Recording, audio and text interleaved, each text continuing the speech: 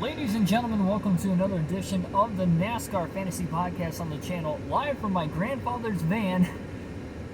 It's a long story. I'm at work right now, and on lunch break, decided, hey, this is the only chance I have to give you guys the video today for the predictions for tonight's regular season finale at Daytona. So I'll rattle off some quick fantasy advice before we get started. Of course, as always, you can join the NASCAR Fantasy League on the mobile app or website for NASCAR. Sign up with your email. It is free to join.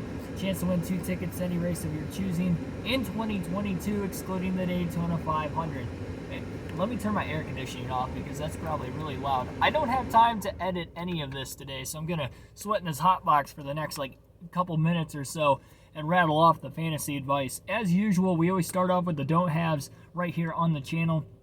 These are drivers you should not put in your fantasy lineup here tonight as I read off the race notes, and we're going to start off with Alex Bowman. Bowman only has one finish inside the top 20 in his last 4 starts at Daytona. Also for Bowman, he's only got 2 top 10s in the last 7 starts at Daytona. That is specific because those are all of his starts at Daytona since he has gone to Hendrick Motorsports to drive the 88 car and now the 48 since back in 2018. Bowman does start further back compared to his teammates. 300 cars start in the top 7 of the front row, being William Byron and Kyle Larson, and then also Chase Elliott starts in 7th. Alex Bowman starts well outside the top 10, so I feel like those 300 cars are going to link up early. It's going to be tough for Bowman to get that track position. A lot of team alliances are going to be going on, manufacturer alliances. The only way he's really going to get cycled in with them is on pit strategy, which is possible, but because the stages are shorter today, there's going to be a lot of fuel-only stops. Only 50 laps in stage 1, 50 laps stage 2, 60 in the final stage. So fuel-only stops under green if they have green flag stops. And if they don't get the green flag stops, it's going to be harder for him to even get up there.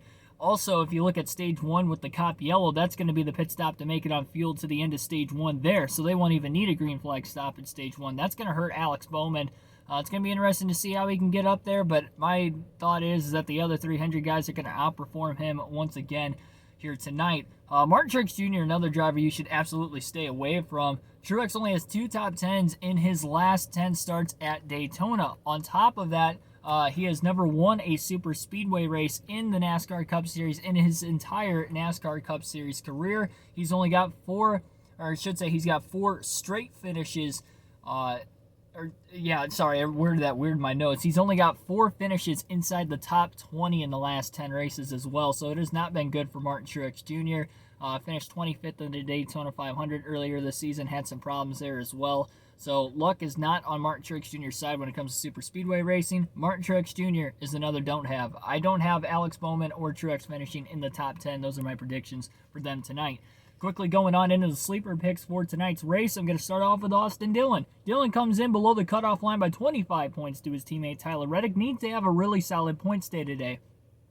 He is a winner of the dual race, one of the 2 dual races at Daytona back in February. Also finished 3rd in the Daytona 500 earlier this season. Back in 2018, he was a Daytona 500 winner. I think the signs are good luck signs for Austin Dillon that he could have a great run tonight. Now, he does start further back, kind of a similar problem with Alex Bowman, but he's got the stats to back it up at Daytona and on these super speedways. I think Austin Dillon, bold prediction, will point his way in to the playoffs today because I do not think we're going to get a winner below the cutoff line, although we very well could. I don't think it will happen, and I think Austin Dillon will overcome 25 points on Reddick. I think he'll score a decent amount of stage points today in stage 1, stage 2, enough to where he only has to beat Reddick by single-digit positions, and if Reddick gets caught up in the big one just like that, Austin Dillon's in the playoffs. I think that could happen even if Reddick doesn't get involved in the big one, or if there isn't a big one. I think Dillon can beat him by 8 spots. I think that's very well possible, especially if he can link on with some of those Hendrick guys, one of which who are the must-haves, which I'll tell you in a little bit.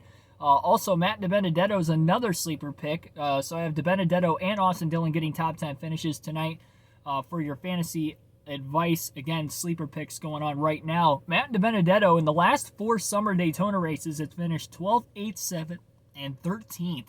Sorry, I had a hiccup in there. 12th, 8th, 7th, and 13th for Matt DiBenedetto in the last 4 summer Daytona races. And even in the last 2 Talladega races, he had very good chances to win as well. Seems like Penske always brings fast cars to the racetrack on the super speedways. And look at this year. Daytona 500 had a chance to win with Penske, not DiBenedetto himself, but the Penske cars were up front late until they got in that accident, and then Brad Keselowski and Matt DiBenedetto were both at the front. Again, you got a Penske affiliate and an actual Penske car, at Talladega earlier this season. Keselowski went on to win, so Penske's been fast on the super speedways. I think that'll work out for DiBenedetto. They may be trying to help him out as well to get him into the playoffs with him being a Penske affiliate, because the other three do have wins and are locked in. So a lot to gain and nothing to lose for DiBenedetto tonight. I don't think he's going to get the W. I think he'll miss the playoffs, but I will think he'll have a solid, consistent run tonight.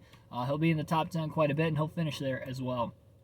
Last two drivers I'm going to talk about are two must-haves. I think they have the very good potential to race for the win here today. We'll start off with William Byron. Byron won last year's race at Daytona in the summer finale for the regular season. On top of that win, he also has a dual win back in 2020 at Daytona as well.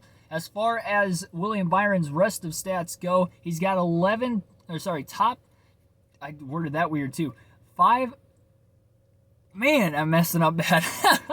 This is what happens when there's no editing going on, because I'm at work right now, so I don't have time to edit this.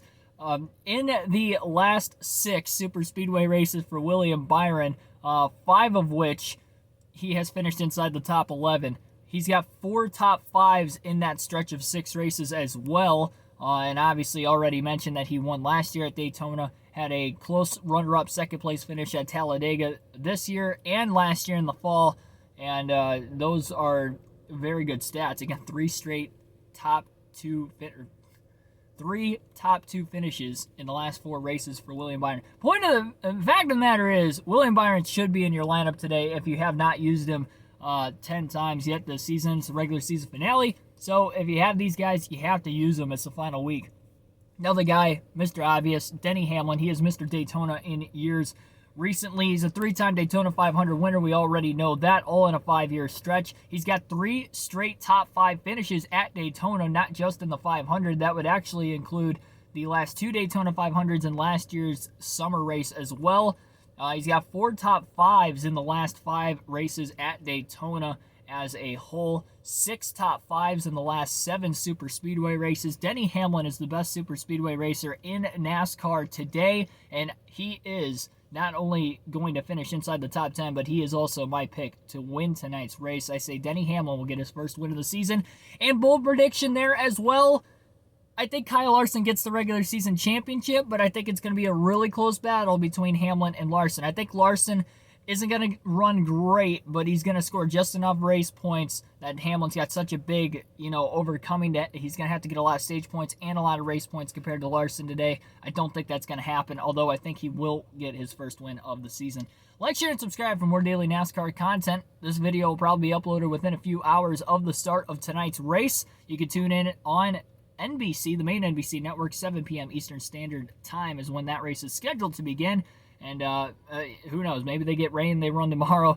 Hopefully, they don't get rain, they run tonight, because I'm excited for tonight's race, as should you. So again, just to top off, Denny Hamlin, William Byron, Matt DiBenedetto, Austin Dillon. I think those 4 will get top 10s here today. My prediction to win is Denny Hamlin, and then Alex Bowman and Martin Truex Jr. should absolutely stay away from. I don't think they're going to get top 10s here tonight. Like, share, and subscribe, everybody. I'll catch you next time.